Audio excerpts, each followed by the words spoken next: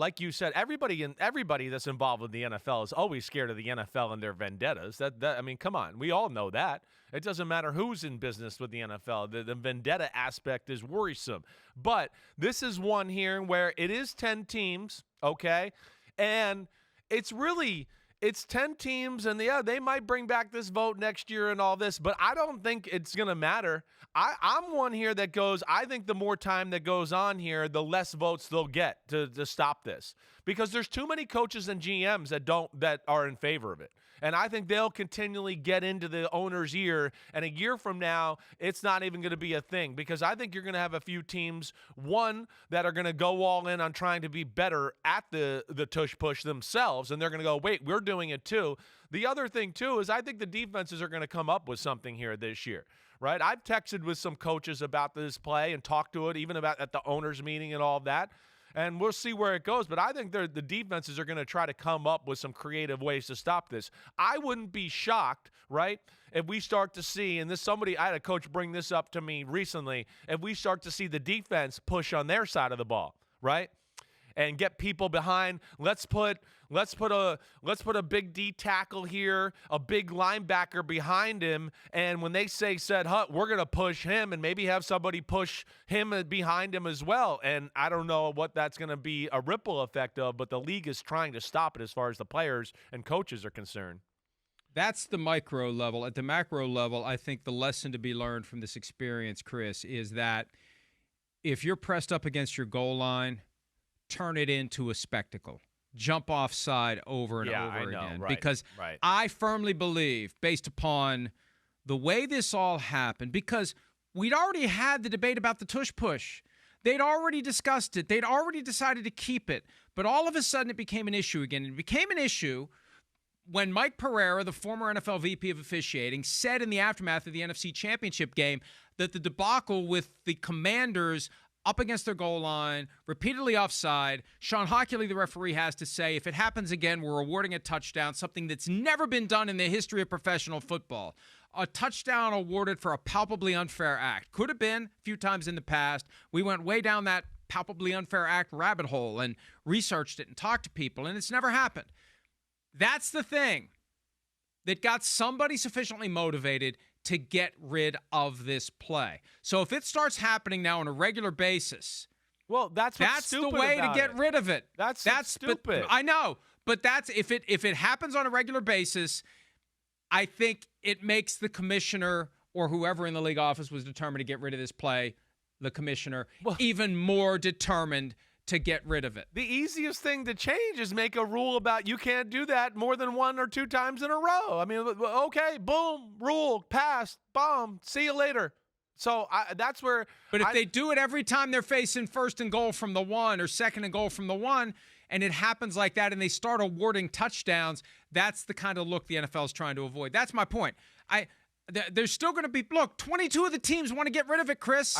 22 of the teams voted to get rid of it. A supermajority vote. I mean, you look at that and say, it's more than 2/3 of the league voted to get rid of it. You could argue it shouldn't take 75% to get rid of it. If more than 2/3 of the league wants to get rid of it, you could argue it should be gone. Well, I think a little bit is because of like what you talk about first off is it's just they're being pressured by the NFL to want to change it. I don't know if they all believe in it. And 2/3 of the league, yeah, just because of the owners. But I would say 90% of coaches and GMs don't want it. And again, this is where 345's got to get the hell out of the league. Because the football it ain't happening. Well, I know, but it doesn't mean it's not right. I mean, it doesn't mean it's not wrong. It's wrong. And the easy thing to be to just change the rule about Frankie Louvu jumping over the pile and doing all that. That would be the easy thing to change. And I don't think the fans would be like, oh, no, that's not cool that they gave him a touchdown after the guy jumped over the pile twice and did that. Everybody would be like, okay, I understand. They can't stop it. They're a bunch of wimps. They're trying to cheat the system. Give them the touchdown. We'll move on with life. I don't think it'll be that big of a deal overall. I think the other aspect is just the look of it. I don't think they like. That's the other inkling I get. You've alluded to this, but they want high flying, throwing the ball, points, fantasy, blah, blah, blah, and they just don't like the look of that play either because it brings us back to Newt Rockne in 1924 and stuff like that. And I think that's the other aspect too. But I want to go, it's football. It's rooted into the deepest roots of the game, that type of play right there. And that's why I'm passionate about keeping it alive, especially in a time with the best team in football. It's their number one play, and it just seems cheap to take it away from them in that moment. And that's the problem. I want to articulate some. Pete, I know we need to take a break, but I think this is more important than whatever we're going to be talking about next, so we can work around it.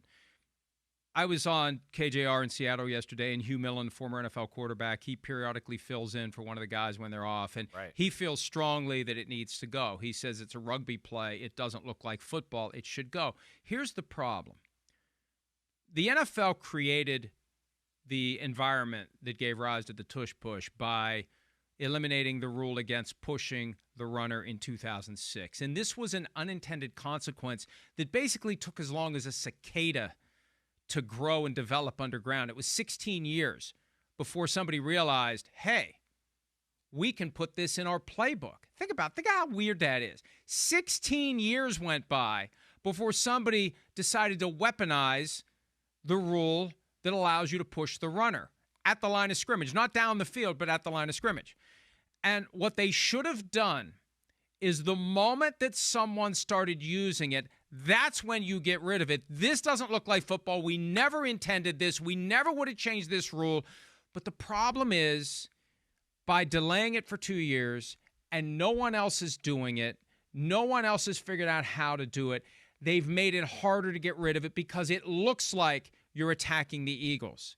And in a weird sort of way, if more teams were doing it well, it would be easier to get rid of it.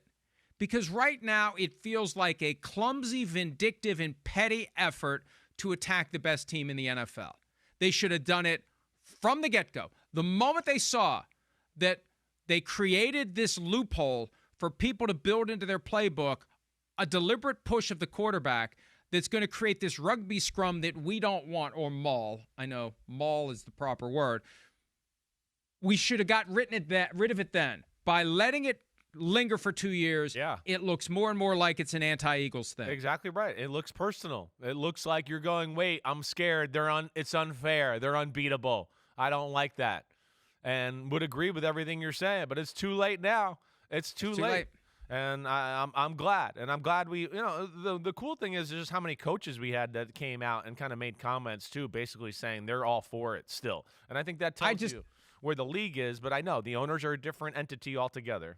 I wonder how, and I'm not going to name names, and I don't even have any ideas as to who it might be, but I wonder how many coaches publicly project the macho, sure, we'll play on broken glass if we have to. And then when it's time to go to the owner, it's...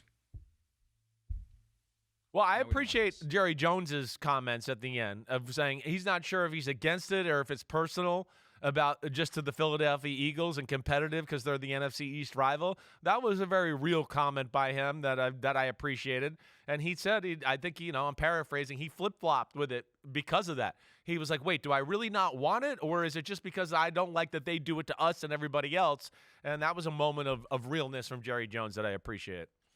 No, well, that's right. And, we're looking for somebody else to take the mantle of Jim Irsay, and Jerry Jones is probably the closest one to do it. And he was honest about it because on one hand, you care about the game. On the other hand, you really don't want to look like you're just being a 15-year-old who is just engaged in the most basic of human jealousy.